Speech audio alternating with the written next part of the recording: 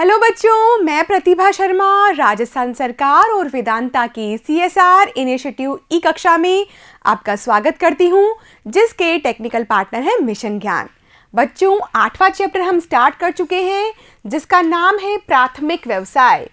बच्चों, हमने ये जाना कि जिन व्यवसायों का सीधा संबंध प्रकृति से, धरातल से या धरती से जुड़ा हुआ होता है, वो सब किसके अंतर्गत आते हैं?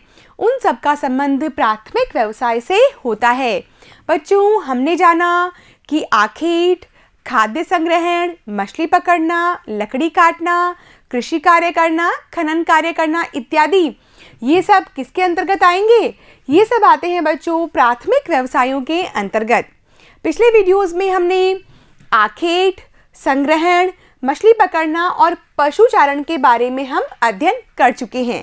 ठीक है बच्चों, आज हम इस चैप्टर का तीसरा भाग पढ़ने जा रहे हैं और तीसरे भाग के अंतर्गत हम पढ़ेंगे कृषि संबंधी बातों को। ठीक है बच्चों, वैसे तो प्राथमिक व्यवसाय का नाम लेते ही हमारे दिमाग में क्या बात आती है कि यह कृषि क्रियाओं से जुड़ा हुआ व्यवसाय है।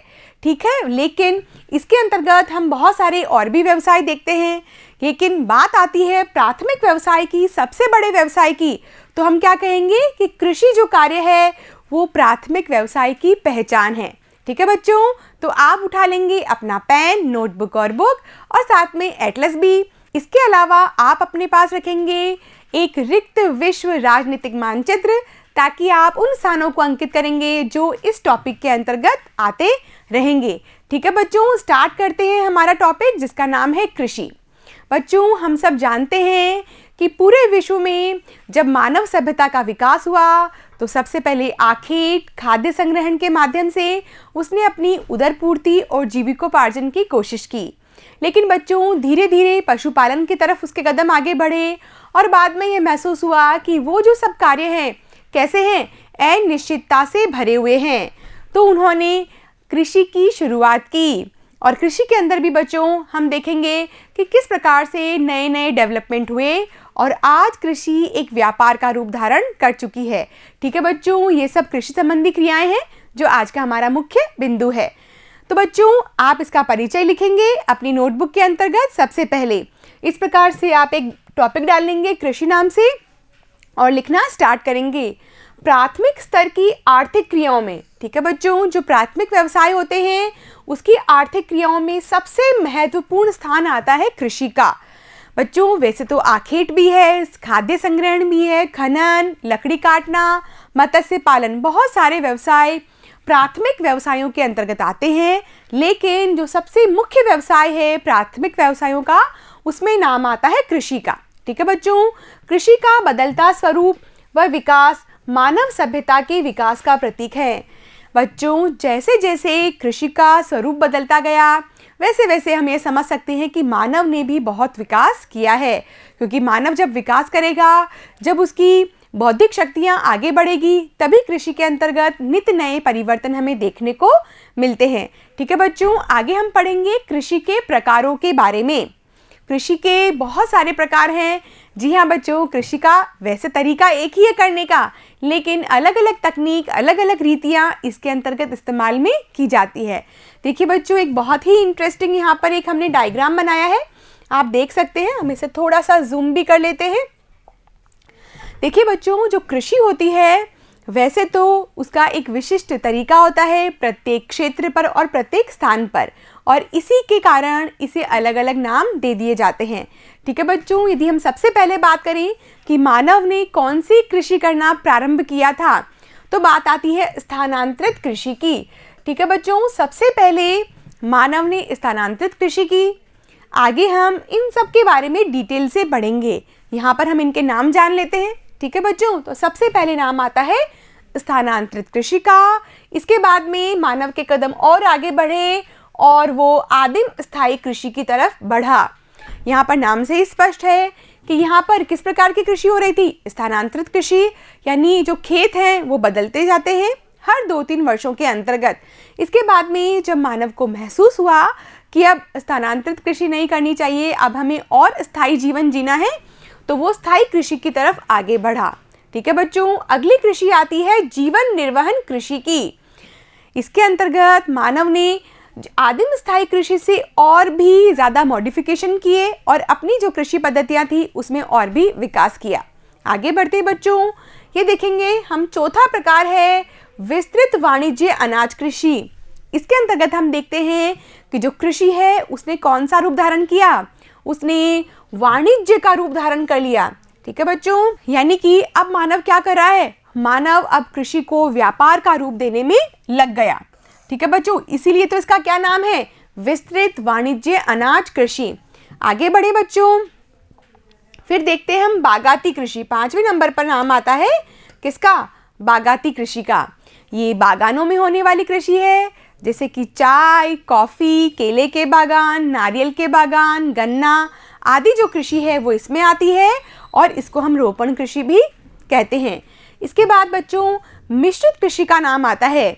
मिश्रित कृषि के अंतर्गत हम बात करते हैं कृषि कार्य की और पशुपालन की एक साथ, यानी यहाँ पर कृषि कार्य भी किया जाएगा और पशुपालन भी किया जाएगा और इस पद्धति को हम कहेंगे मिश्रित कृषि। ठीक है बच्चों, आगे बढ़ेंगे और देखेंगे हम कौन सी कृषि को, दुग्ध कृषि को। दुग्ध कृषि के अंतर्गत डेयरी प्रोडक्ट्स।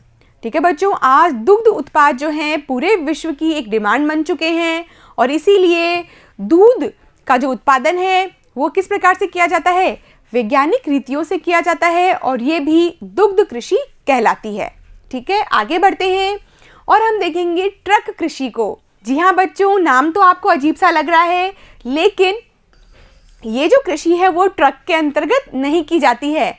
इसके बारे में भी हम डिटेल से पढ़ेंगे कि आखिरकार ट्रक कृषि होती क्या है। ठीक है, थोड़ा सा सस्पेंस रखते हैं। और सबसे अंत में नाम आता है फलोद्यान कृषि का। फलोद्यान कृषि के अंतर्गत नाम से स्पष्ट है, फलों और फूलों की कृषि की जाती है। ठीक है बच्चों, तो हम इन सब बिंदुओं को एक एक करके पढ़ेंगे। सबसे पहले हम पढ़ेंगे स्थानांतरित कृषि के बारे में। तो बच्चों स्टार्ट करेंगे हम स्थानांतरित कृषि के साथ। बच्चों हम यहाँ पर एक चित्र देख रहे हैं, ये किसका प्रतीक है, स्थानांतरित कृषि का प्रतीक है। बच्चों स्थानांतरित कृषि में वैसे तो आप बहुत परिचित होंगे इस कृषि से, लेकिन एक बार फिर से समझ लेते हैं। स्थानांतरित कृषि के अंतर्गत जो आदिम मानव था और आज भी ऐसी कई जनजातियां हैं जो स्थानांतरित कृषि करती है, इसके अंतर्गत किसी भी एक क्षेत्र के जो वन होते हैं उन्हें काट दिया जाता है और उन्हें जला दिया जाता है। ठीक है बच्चों, कोई भी एक क्षेत्र पकड़ लेते हैं और इस क्षेत्र के जो वन होते हैं उन्हें काट दिया जाता है और उन्हें जला दिया जाता है। आप यहाँ पर देख सकते हैं, जब ये भूमि एकदम साफ हो जाती है तो क्या किया जाता है, यहाँ पर कृषि कार्य किया जाता है। हम देख सकते हैं बच्चों, कृषि कार्य करने के बाद में 2-3 साल तक जब इससे अच्छी उपजाऊ और मृदा बनी रहती है, अच्छी फसल प्राप्त होती है, तब तक यहाँ पर कृषि की जाती है और उसके बाद में इस क्षेत्र को परती छोड़ दिया जाता है। यानी कि अब यहाँ पर ये कृषि नहीं करेंगे और अगले स्थान पर इसी प्रक्रिया को फिर से अपनाएंगे, यानी कि फिर से अगला स्थान चुनेंगे, वहाँ पर वनों को काटेंगे, जलाएंगे और फिर वही 2-3 वर्ष वहाँ पर खेती करेंगे। इसके बाद फिर से नया स्थान चुन लेंगे। इसीलिए तो इसका नाम क्या है, स्थानांतरित कृषि, यानी ये स्थानों को बदलते रहते हैं। ठीक है बच्चों, तो इसके बारे में हम लिखेंगे कि आखिरकार स्थानांतरित कृषि है क्या। आप इस प्रकार से अपना बिंदु डाल देंगे। यह कृषि का सबसे प्राचीन रूप है। जी हाँ बच्चों, जब आदि मानव ने कृषि कार्य करना सीखा और उसको लगा कि अब मेरे जीवन में स्थायित्व आ जाना चाहिए, तो उसने स्थानांतरित कृषि ही सबसे पहले की। तो हम कह सकते हैं कि यह कृषि का सबसे प्राचीन रूप है। और क्या किया जाता है इस कृषि में, ये भी देख लेते हैं हम। इस कृषि में वनों को जला दिया जाता है और भूमि को साफ करके उस पर कृषि की जाती है। ठीक है बच्चों, इसका एक और नाम है कर्तन और दहन कृषि। क्या बोलते हैं इसको, कर्तन और दहन कृषि। इसका मतलब है काटना और जलाना। ठीक है बच्चों, आप देख सकते हैं यहाँ पर कि ये कृषि का सबसे प्राचीन रूप है और इस कृषि में वनों को जला दिया जाता है और भूमि को साफ कर उस पर क्या की जाती है, कृषि की जाती है। 2-3 वर्षों में भूमि में उर्वरता समाप्त होने पर, ठीक है बच्चों, 2-3 वर्षों तक तो अच्छी उपज प्राप्त हो जाती है, लेकिन जैसे ही इन लोगों को लगता है कि नहीं अब उर्वरता कम हो गई है, उपज हमें अच्छी प्राप्त नहीं हो रही है, तो वहाँ पर वो कृषि कार्य नहीं करते हैं, उसे परती छोड़ देते हैं। क्या बोलते हैं उसे, परती छोड़ देना। और इसके बाद में अन्यत्र नए सिरे से खेत तैयार कर खेती की जाती है। यानी अगले स्थान पर भी ये इसी प्रक्रिया को दोहराते हैं, यानी कि वही वनों को काटना और जलाना और फिर वहाँ पर 2-3 वर्षों तक खेती करना। ठीक है बच्चों, इसीलिए इसका नाम क्या पड़ा? स्थानांतरित कृषि, क्योंकि ये स्थानों को बदलते रहते हैं। आगे बढ़ते हैं बच्चों। इसमें बोए गए खेतों का आकार बहुत ही छोटा होता है। कृषि पुराने औजारों जैसे कि लकड़ी, कुदाली और फावड़े आदि से की जाती है। ऐसा क्यों? क्योंकि नाम हमने क्या देखा कि ये सबसे प्राचीन रूप है और तब उस समय इतने अधिक संसाधन विकसित नहीं हुए थे, इसीलिए लकड़ी से, कुदाली और फावड़े से ये कृषि की जाती थी। ठीक है बच्चों, स्थानांतरित कृषि को अलग अलग स्थानों पर अलग अलग नामों से भी जाना जाता है। हमने यहाँ पर एक टेबल बनाई है, आप भी अपनी नोटबुक के अंतर्गत ऐसी टेबल बना लीजिए और ये एग्जाम में आने वाले इंपॉर्टेंट क्वेश्चंस में एक होता भी है। ठीक है बच्चों, जैसे कि आप हेडिंग डालेंगे स्थानांतरित कृषि के विभिन्न क्षेत्रों में नाम। सबसे पहले हम देखते हैं भारत के पूर्वी राज्य। ठीक है बच्चों, 7 सिस्टर्स याद है आपको, जो भारत के पूर्वी राज्य हैं वहाँ पर स्थानांतरित कृषि को बोलते हैं झूमिंग कृषि। ठीक है बच्चों, स्थानांतरित कृषि को भारत के पूर्वी राज्यों में झूमिंग कृषि बोलते हैं। उसी प्रकार मध्य अमेरिका और मैक्सिको की यदि हम बात करें तो वहाँ पर स्थानांतरित कृषि को मिल्पा के नाम से जाना जाता है। इसके अलावा मलेशिया व इंडोनेशिया में इसे लदांग कहते हैं। ठीक है, थोड़े से डिफरेंट नाम है लेकिन आपको अच्छे से याद हो जाएंगे यदि आप 1-2 बार इसे रिवाइज करेंगे। यदि हम बात करें वियतनाम की तो वियतनाम में इसे क्या कहते हैं? रे कहते हैं। जी हाँ बच्चों, एक शब्द है यहाँ पर रे, वियतनाम। ठीक है, आप इसे याद रखेंगे कि स्थानांतरित कृषि के विभिन्न क्षेत्रों में इस प्रकार से नाम हैं और एग्जाम की दृष्टि से ये इंपॉर्टेंट भी होते हैं। आगे बढ़े और देखते हैं स्थानांतरित कृषि की विशेषताओं को। यह कृषि अमेजन नदी बेसिन, कांगो बेसिन व पूर्वी द्वीप समूह में भी की जाती है। ठीक है बच्चों, इन सब नामों से आप परिचित हो चुके हैं। वर्तमान में इसमें धान, स्थानीय मोटे अनाज, मक्का, ज्वार, बाजरा, दालें, तिलहन आदि फसलें पैदा की जाती है। ठीक है बच्चों, तो हमने क्या देखा? स्थानांतरित कृषि को। और अब हम पढ़ेंगे किसके बारे में? आदिम स्थायी कृषि के बारे में। देखिए बच्चों, फिर से हम हमारा वही डायग्राम लेके आ गए हैं और स्थानांतरित कृषि को हम पढ़ चुके हैं। अब बारी किसकी आ गई है? आदिम स्थायी कृषि के बारे में पढ़ने की। बच्चों, स्थानांतरित कृषि के बाद में मानव ने जब कृषि के क्षेत्र में अपना कदम बढ़ाया तो उसने कौन सी कृषि की? आदिम स्थायी कृषि की।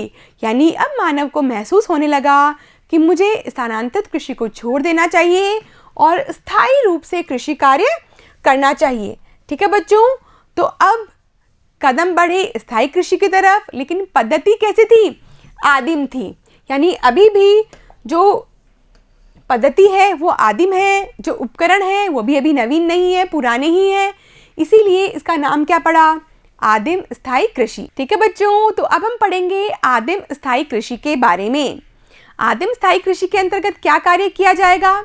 आदिम स्थायी कृषि के अंतर्गत, स्थानांतरित कृषि के अंतर्गत जो स्थान परिवर्तित करने की जो पद्धति थी उसे रोक दिया जाएगा और उपलब्ध संसाधनों को प्रयोग करते हुए कृषि कार्य किया जाएगा।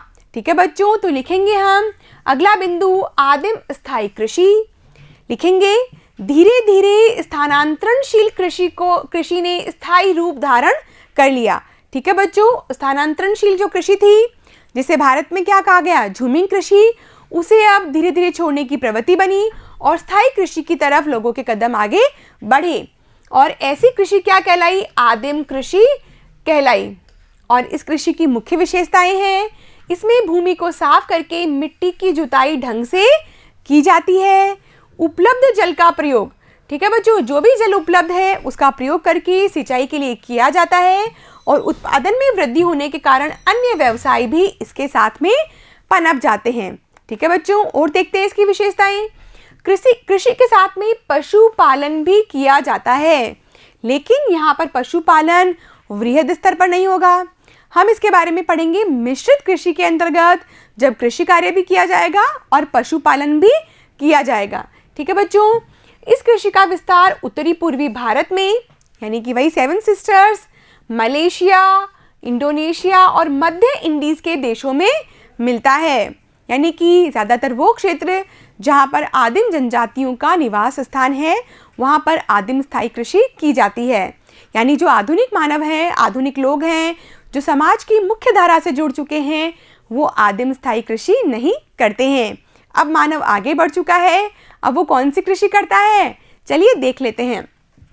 ठीक है बच्चों, हमने क्या देखा कि सबसे पहले ही मानव ने स्थानांतरित कृषि की, उसके बाद में उसने आदिम स्थायी कृषि की तरफ अपने कदम बढ़ाए और अब बारी आ गई है जीवन निर्वहन कृषि की। ठीक है बच्चों, नाम से ही स्पष्ट है कि इसमें किस प्रकार की कृषि की जाएगी, जीवन निर्वहन कृषि की। यानी कि जो एक कृषक परिवार होता है, उसके स्वयं का और उसके परिवार वालों का पेट का पालन हो जाए तो उसे हम क्या कहेंगे, जीवन निर्वहन कृषि। और यदि कुछ बच जाता है तो शेष बचे हुए जो सामग्री है उसका व्यापार कर लिया जाएगा। लेकिन मुख्य उद्देश्य क्या होता है इसमें, जीवन निर्वहन कृषि, यानी अपने और अपने परिवार के लिए ही कृषि कार्य किया जाता है। वाणिज्यिक उद्देश्य इसमें नहीं होता है। ठीक है बच्चों, तो अब हम लिखेंगे जीवन निर्वहन कृषि के बारे में। रेडी। यद्यपि कृषि की शुरुआत जीवन यापन के रूप में हुई थी, लेकिन यह कृषक के लिए रोजगार का प्रमुख साधन बन गई है। ठीक है बच्चों, इस प्रकार की कृषि की मुख्य विशेषताएं हैं। यह कृषि का कैसा रूप है, स्थायी रूप है। वो तो हमने आदिम स्थायी कृषि में भी देखा था। इसीलिए जीवन निर्वहन कृषि भी कैसी कृषि है, एक स्थायी कृषि है और अनुकूल प्राकृतिक दशाओं वाले क्षेत्रों में की जाती है। यानी कि जहाँ पर प्राकृतिक दशाएं अनुकूल होती है किसानों के, वहाँ पर इस प्रकार की कृषि की जाती है। कृषि भूमि पर जनसंख्या का दबाव अधिक होता है। ठीक है बच्चों, जो कृषि भूमि होती है उस पर जनसंख्या का दबाव अधिक होता है और इसी वजह से भूमि का गहनतम उपयोग किया जाता है। यानी कि जितनी ज़्यादा फसल प्राप्त की जा सके, प्राप्त करने का प्रयास किया जाता है। कृषि की गहनता इतनी होती है कि वर्ष में 2 या 3 फसलें ले ली जाती है। इसका कारण क्या है बच्चों, इसका कारण है जनसंख्या का दबाव। इसी वजह से इसका नाम क्या है, जीवन निर्वहन कृषि। यानी जनसंख्या का दबाव ज़्यादा है, इसीलिए एक कृषि क्षेत्र पर, एक भूमि क्षेत्र पर एक वर्ष में 2 या 3 फसलें ले ली जाती है। आगे बढ़े बच्चों, भूजोत कैसे होते हैं। जो भूजोत होते हैं वो छोटे आकार के होते हैं और छितरे हुए होते हैं। मानवीय श्रम के भरपूर उपयोग के साथ में कृषि यंत्रों का प्रयोग भी किया जाता है। ठीक है बच्चों, आदिम स्थायी कृषि में जो कृषि यंत्र थे उनका प्रयोग नहीं हो रहा था, जबकि जीवन निर्वहन कृषि में हम देखते हैं कि मानवीय श्रम के भरपूर उपयोग के साथ साथ कृषि यंत्रों का प्रयोग भी किया जाता है। इसके अलावा उन्नत बीज, रासायनिक उर्वरक व कीटनाशक दवाओं के प्रयोग द्वारा उत्पादकता बढ़ी है। ठीक है बच्चों, ये सब रासायनिक जो उर्वरक है इनका उपयोग किया जाता है और उस क्षेत्र की उत्पादकता को बढ़ाया जाता है। सिंचाई सुविधाओं का विस्तार हुआ और फसल चक्र का अनुसरण किया गया। जी हाँ बच्चों, फसल चक्र के अंतर्गत विभिन्न फसलों को बारी बारी से बोया जाता है ताकि खेत की, कृषि क्षेत्र की जो उत्पादकता है वो बरकरार रहे। इसीलिए हर 2-3 वर्षों में फसलों को बदल दिया जाता है ताकि जो उपजाऊपन है वो बरकरार रहेगा। सघन जनसंख्या के कारण मुख्यतः खाद्यान्नों का उत्पादन होता है और इस प्रकार की कृषि कहाँ की जाती है, मानसून एशिया के घने बसे क्षेत्रों में की जाती है। ठीक है बच्चों, तो हमने जाना जीवन निर्वहन कृषि के बारे में और अब हम आगे बढ़ेंगे और देखेंगे कि जीवन निर्वहन कृषि कितने प्रकार की होती है। बच्चों, जीवन निर्वहन कृषि 2 प्रकार की होती है। एक का नाम है चावल प्रधान निर्वहन कृषि और दूसरे का नाम है गेहूं प्रधान निर्वहन कृषि। अब नाम से ही स्पष्ट है कि जिन क्षेत्रों में 100 सेंटीमीटर से अधिक वर्षा होती है, ठीक है बच्चों, जिन क्षेत्रों में 100 सेंटीमीटर से अधिक वर्षा होती है वहाँ पर चावल प्रधान निर्वहन कृषि की जाती है। यानी कि वहाँ की मुख्य फसल क्या होगी, चावल होगी। उसी प्रकार यदि हम बात करें बच्चों गेहूं प्रधान निर्वहन कृषि में, तो यहाँ पर जो 100 सेंटीमीटर वार्षिक वर्षा है उससे ये कम होती है। इन क्षेत्रों में जो वार्षिक वर्षा का औसत है वो 100 सेंटीमीटर से कम पाया जाता है। और आपको मालूम है कि गेहूं के लिए 100 सेंटीमीटर से अधिक वार्षिक वर्षा की आवश्यकता भी नहीं होती है। इसीलिए जीवन निर्वहन कृषि के दो प्रकार हैं, गेहूं चावल प्रधान निर्वहन कृषि और गेहूं प्रधान निर्वहन कृषि। ठीक है बच्चों, इसके बारे में हम डिटेल से पढ़ेंगे। अब हेडिंग डालेंगे आप, जीवन निर्वहन कृषि के दो प्रकार हैं। पहला चावल प्रधान निर्वहन कृषि, और अब इन देशों के नाम भी हम लिखेंगे। इसका विस्तार Bharat, Bangladesh, Myanmar, Indonesia, Cambodia, Thailand, दक्षिणी व मध्य चीन में मिलता है। और बच्चों ये सारे देश कहाँ हैं? एशिया महाद्वीप में हैं। ठीक है, और इन क्षेत्रों में 100 सेंटीमीटर से अधिक वर्षा होती है। बच्चों बेसिक डिफरेंस क्या है इन दोनों के बीच में? चावल प्रधान निर्वहन कृषि में और गेहूं प्रधान निर्वहन कृषि में वार्षिक वर्षा के औसत का। इसमें 100 सेंटीमीटर से अधिक वर्षा होती है और इस क्षेत्र में चावल जो है वो एक मुख्य खाद्यान्न फसल होती है, जबकि गेहूं प्रधान निर्वहन कृषि में क्या होता है? 100 सेंटीमीटर से कम वर्षा होती है और यहाँ की मुख्य फसल क्या है? गेहूं होती है। बहुत इजी टॉपिक है और आपको जल्दी से लर्न हो जाएगा।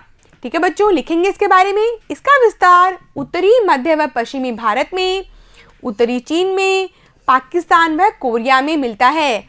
और एक बार फिर से ये सब किसके भाग हैं? एशिया महाद्वीप के भाग हैं। इन क्षेत्रों में वर्षा 100 सेंटीमीटर से कम होती है और इन क्षेत्रों में जो गेहूं है वो प्रमुख खाद्यान्न फसल होती है। ठीक है बच्चों, तो हमने किसके बारे में पढ़ा? जीवन निर्वहन कृषि के बारे में पढ़ा। आगे बढ़ते हैं और देखते हैं कृषि का अगला प्रकार।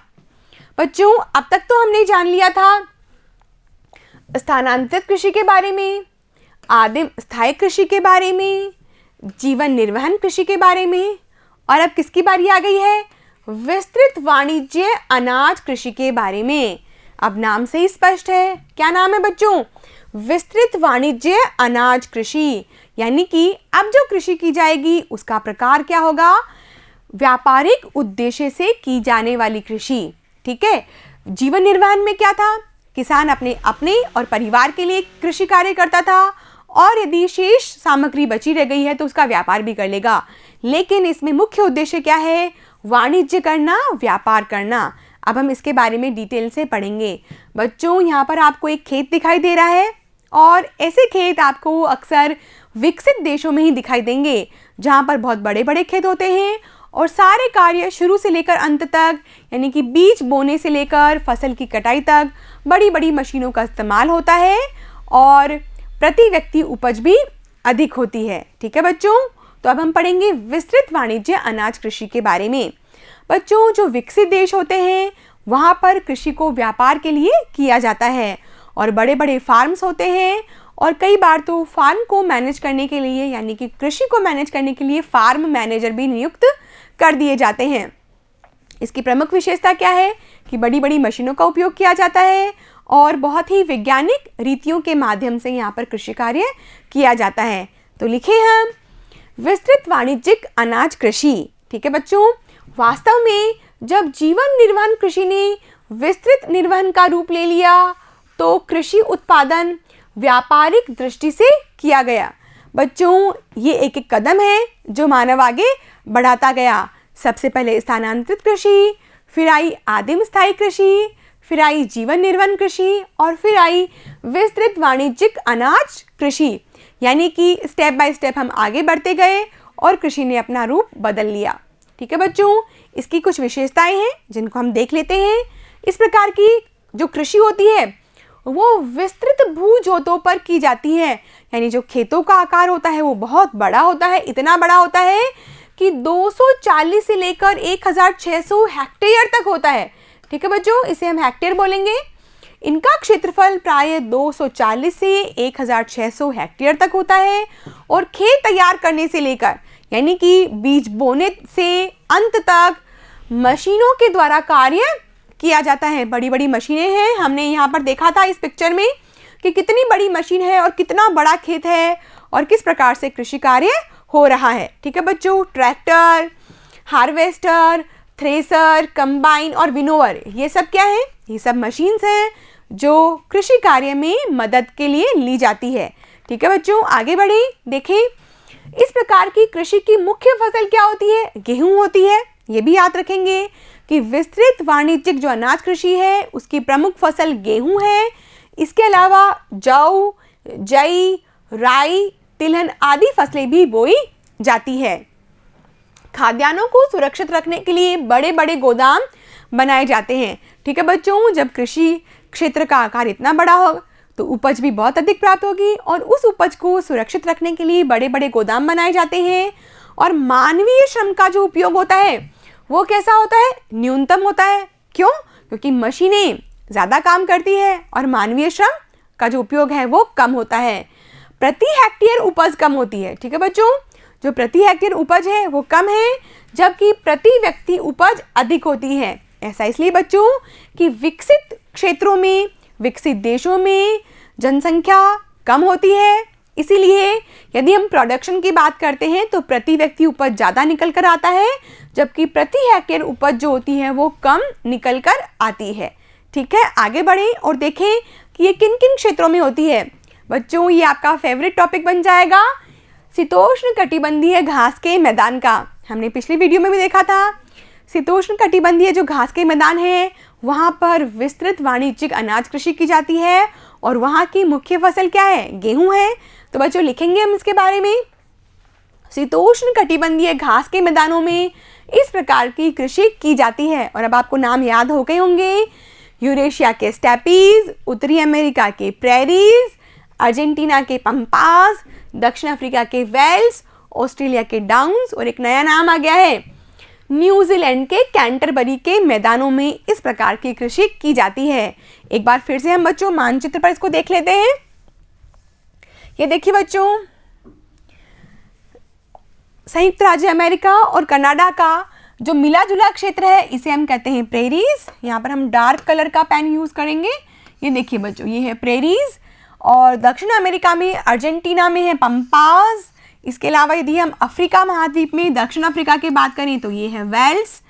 और यूरोप और एशिया का जो संयुक्त क्षेत्र है रूस के अंतर्गत, इसे हम कहते हैं स्टेपीज।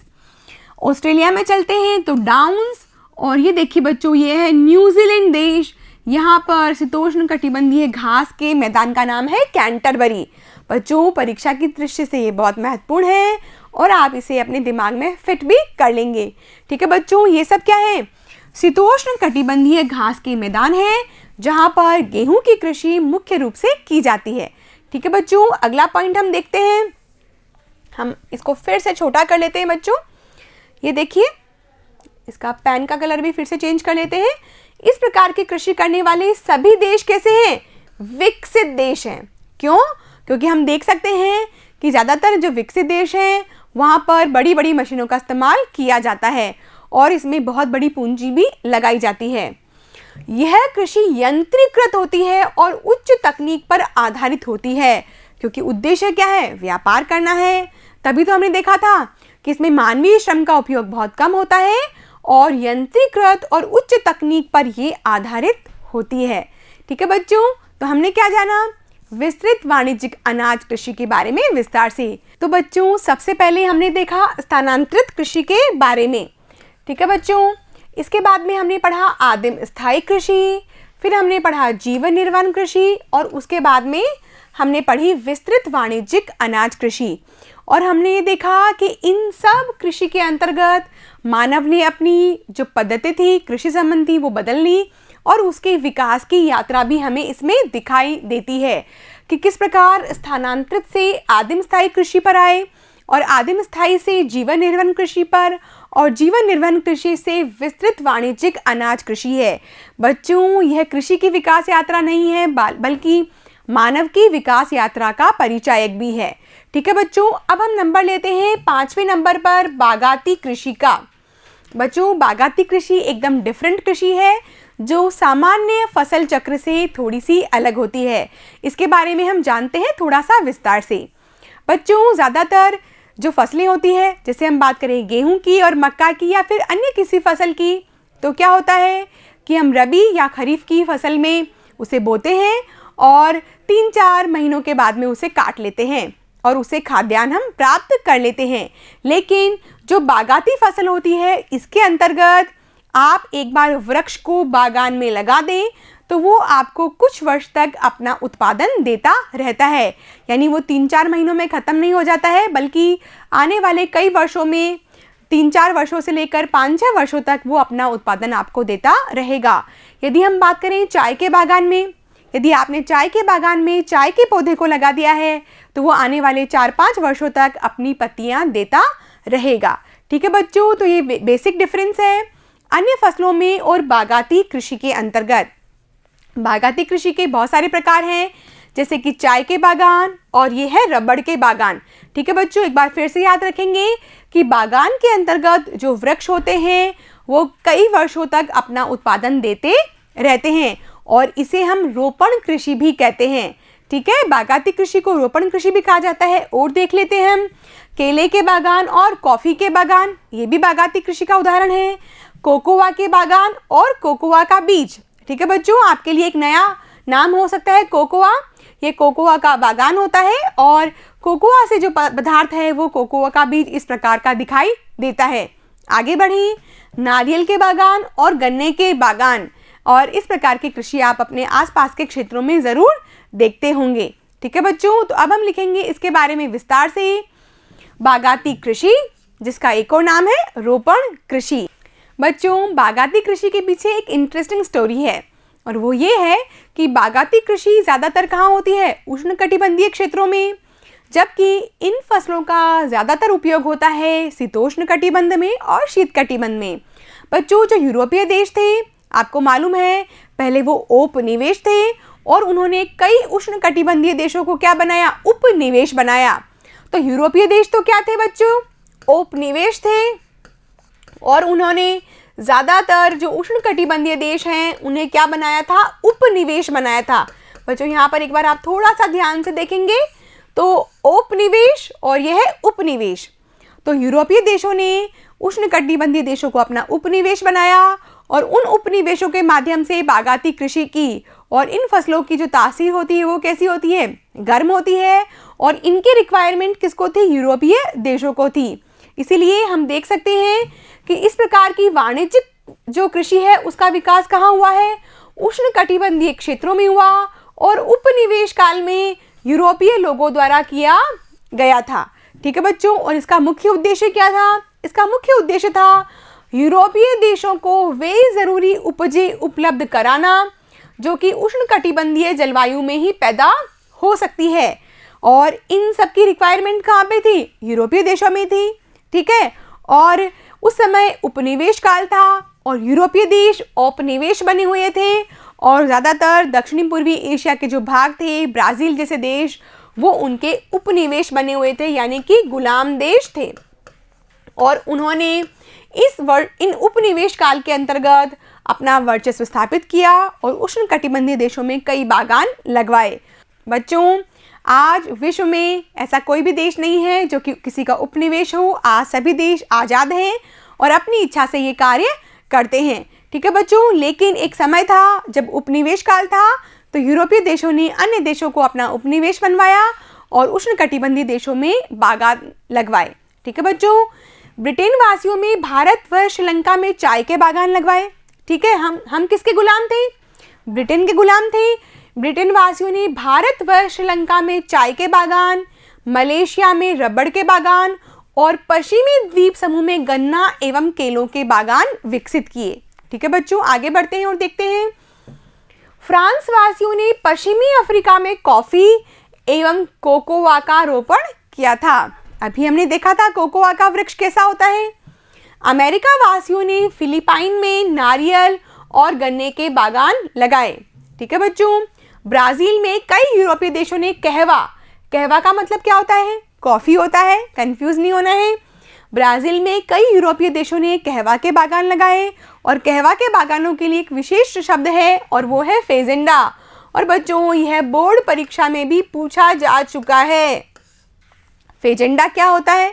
ठीक है, तो कहवा के ये जो बागान होते हैं ब्राज़ील में, उन्हें क्या कहा जाता है? फेजेंडा कहा जाता है। और अब ये बागान अपनी उपजें निर्यात करने के साथ साथ स्थानीय बाज़ारों में भी इनका उपयोग होता है।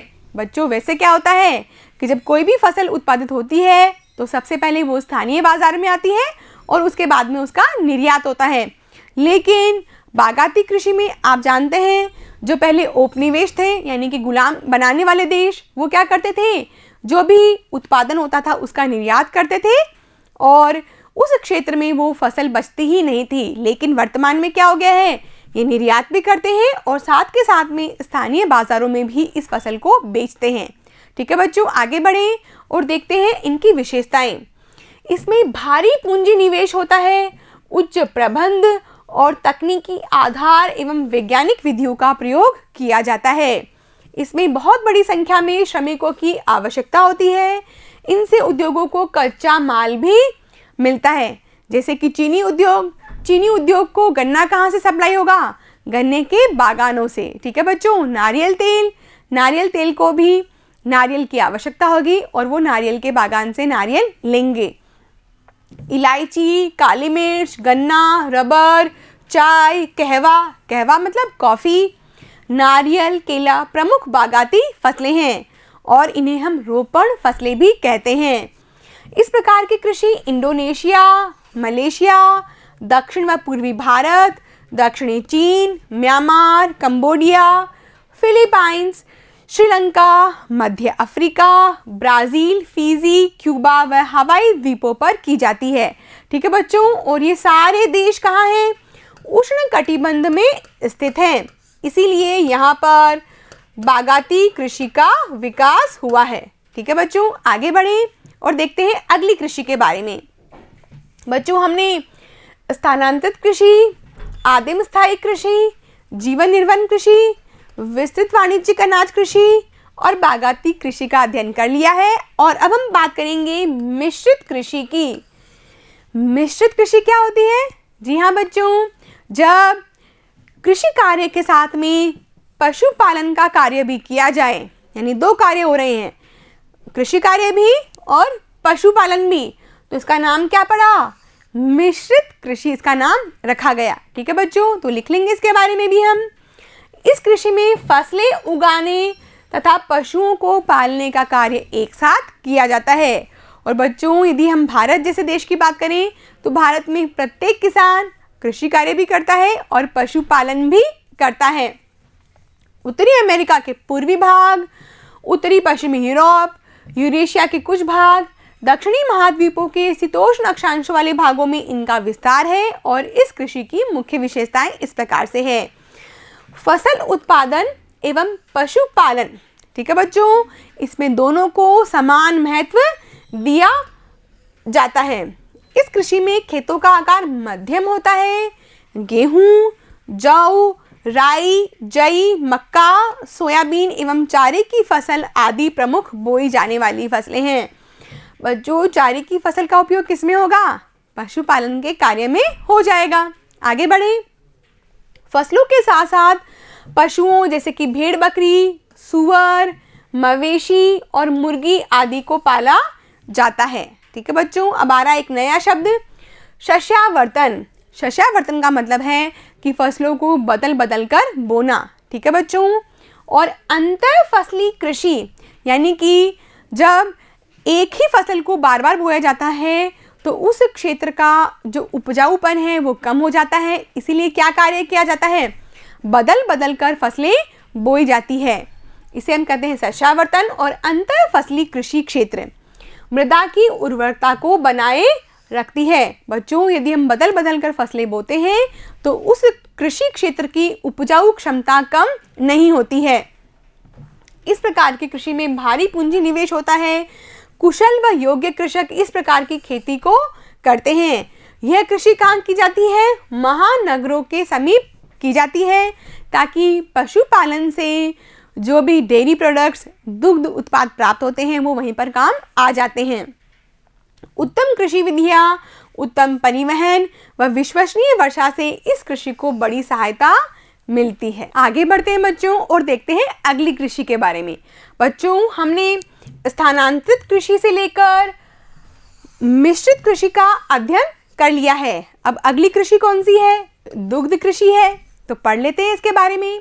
बच्चों, दुग्ध कृषि के अंतर्गत नाम से ही स्पष्ट है कि दूध देने वाले पशुओं को पाला जाता है और उनकी वैज्ञानिक रीतियों से देखभाल की जाती है ताकि दूध का उत्पादन ज़्यादा हो सके और डेयरी प्रोडक्ट्स यानी दुग्ध उत्पाद बनाकर बेचे जा सकें। और इसका उद्देश्य क्या होता है? व्यापार करना होता है। ठीक है बच्चों, आप देख सकते हैं ये सब डेयरी प्रोडक्ट्स हैं जिनकी डिमांड्स मार्केट में बहुत ज़्यादा होती है और विकासशील देश ही नहीं बल्कि विकसित देश भी अब ये कार्य बहुत अच्छे से कर रहे हैं। तो बच्चों, हेडिंग आप डालेंगे दुग्ध कृषि के बारे में। यह कृषि का एक विशिष्ट तरीका है और इसमें दूध देने वाले पशुओं के प्रजनन, पशुचारण और नस्ल सुधारने पर विशेष ध्यान दिया जाता है। बच्चों, जो तरीका है वो कैसा होता है? वैज्ञानिक तरीका होता है। वैज्ञानिक तरीके से पशुओं को पाला जाता है ताकि अधिक से अधिक उत्पादन प्राप्त किया जा सके। इसमें पशुओं की देखभाल वैज्ञानिक तरीके से की जाती है। और बच्चों, न्यूजीलैंड, ऑस्ट्रेलिया, हॉलैंड जिसका नाम नीदरलैंड भी है, डेनमार्क और संयुक्त राज्य अमेरिका में डेयरी फार्मिंग ने एक उद्योग का रूप ले लिया है। और बच्चों, यहाँ पर सभी जो देश हैं वो कौन से देश हैं? नई दुनिया के देश हैं यानी कि विकसित देश हैं। और ये क्या कार्य कर रहे हैं? दुग्ध कृषि का कार्य करते हैं। आगे बढ़े बच्चों और देखते हैं अगली कृषि कौन सी है। हमने स्थानांतरित कृषि से लेकर दुग्ध कृषि का अध्ययन कर लिया है और हम पढ़ेंगे ट्रक कृषि के बारे में। बहुत ही इंटरेस्टिंग नाम है ट्रक कृषि। आपको यहाँ पर ट्रक भी दिखाई दे रहा है और उसमें रखे हुए केले के गुच्छे भी दिखाई दे रहे हैं। लेकिन बच्चों, ये जो कृषि है वो ट्रक में नहीं की गई है। इसका एक अन्य उदाहरण के माध्यम से हम इसे समझ सकते हैं कि इसे ट्रक कृषि क्यों कहा जाता है। बच्चों, जो महानगर होते हैं वहाँ पर जो ट्रक्स होते हैं वो कहाँ जाते हैं? निकटवर्ती क्षेत्रों में जाते हैं, यानी कि रात्रि में अपनी यात्रा आरंभ करते हैं और रात में ही आसपास के क्षेत्रों से फल, सब्जियां, फूल ट्रक में लाद दिए जाते हैं और सुबह तक यात्रा करके फिर से महानगरों में आ जाते हैं। ठीक है बच्चों, तो रात्रि के अंतर्गत ही ये जो ट्रक्स हैं वो अपना सामान निकटवर्ती क्षेत्रों में भर लेते हैं और वापस महानगरों में पहुंचा दिए जाते हैं। ठीक है बच्चों, इसीलिए इसका क्या नाम रखा गया है? ट्रक कृषि नाम रखा गया है। आप ये मत समझिएगा कि ट्रक कृषि इसलिए है क्योंकि ट्रक में कृषि की जाती है। ठीक है बच्चों, लिखें हम इसके बारे में। ट्रक कृषि यह भी विशिष्ट प्रकार की कृषि है जिसमें साग सब्जियों की कृषि की जाती है। इन वस्तुओं को प्रतिदिन ट्रकों में भरकर निकटवर्ती नगरीय बाजारों में ले जाकर बेचा जाता है। बाजार से कृषि क्षेत्र की दूरी जो होती है वो रात भर चलने में कितनी दूरी तय होती है इस बात पर डिसाइड होता है कि इसका नाम ट्रक कृषि है। ठीक है बच्चों, रात भर ट्रक चलते हैं, सामान लाते हैं और महानगरों में आकर वापस खड़े हो जाते हैं। इसीलिए इस कृषि का नाम क्या रखा गया है? ट्रक कृषि रखा गया है। बच्चों, हम यहाँ पर क्या लिखेंगे? इसे ट्रक कृषि लिखेंगे। एक बार फिर से लिख देते हैं ट्रक कृषि। और सर्वप्रथम इस प्रकार की जो कृषि है उसकी शुरुआत कहाँ हुई थी बच्चों? संयुक्त राज्य अमेरिका में यानी कि यूएसए, और जिसकी राजधानी है वॉशिंगटन डीसी। ठीक है बच्चों, तो ये बहुत ही विशिष्ट प्रकार की कृषि है और इसका नाम भी बहुत ही इंटरेस्टिंग है और बोर्ड परीक्षा में भी कई बार पूछा जा चुका है कि ट्रक कृषि किसे कहते हैं। ठीक है बच्चों, आगे बढ़े अगली कृषि के बारे में देखते हैं। बच्चों, स्थानांतरित कृषि से लेकर ट्रक कृषि तक आप पढ़ चुके हैं और अब अगली कृषि है फलोद्यान कृषि की। और बच्चों, नाम से ही स्पष्ट है, बहुत इजी है कि इसमें क्या कार्य किया जाएगा? फलों को और फूलों का उत्पादन किया जाएगा। आप देख सकते हैं एप्पल के बागान, अमरूद और पपीते के जो पेड़ होते हैं इनकी भी व्यावसायिक ढंग से कृषि की जाती है और उत्पादन प्राप्त किया जाता है। ठीक है बच्चों, लिखें हम फलोद्यान कृषि। यह भी कृषि का एक विशिष्ट प्रकार है जिसमें ट्रक फार्मिंग की तरह, ठीक है बच्चों, क्या लिखा गया है? ट्रक फार्मिंग की तरह साग सब्जियों की जगह फल एवं फूलों की कृषि की जाती है और ये भी कहाँ की जाएगी? महानगरों के समीपवर्ती क्षेत्रों में। उष्णकटिबंधीय क्षेत्रों में क्या प्राप्त होता है? केला, आम और नारियल। शीतोष्ण कटिबंधीय क्षेत्रों में सेब, नाशपाती और भूमध्य सागरीय क्षेत्रों में नींबू, नारंगी, संतरा, अंगूर आदि मुख्य फल हैं। ठीक है बच्चों, आगे बढ़े। फूलों की बिक्री से कृषकों को भारी मुनाफा होता है। बच्चों, जिस प्रकार से हमें फलों से फायदा होता है, उसी प्रकार फूलों की बिक्री से भी कृषकों को बहुत फायदा होता है। और भारत में गुलाब, गेंदे व अन्य फूलों की अच्छी पैदावार होती है। ठीक है बच्चों, इस प्रकार से फूलों की कृषि भी की जाती है। तो बच्चों, हमने क्या देखा? स्थानांतरित कृषि से लेकर फलोद्यान कृषि के बारे में, और हमने देखा कि कृषि के कितने सारे प्रकार हैं और कितने अलग अलग प्रकार से ये कृषियाँ की जाती है। बच्चों, मैं उम्मीद करती हूँ कि आपको कृषि से संबंधित जितने भी प्रकार थे वो अच्छे से समझ में आ गए होंगे। अब हम पढ़ेंगे अगले वीडियो में लकड़ी काटने के बारे में, जो एक प्राथमिक व्यवसाय भी है। ठीक है बच्चों, तो आप पढ़ते रहेंगे और आगे बढ़ते रहेंगे। बने रहिए मेरे साथ, तब तक के लिए धन्यवाद।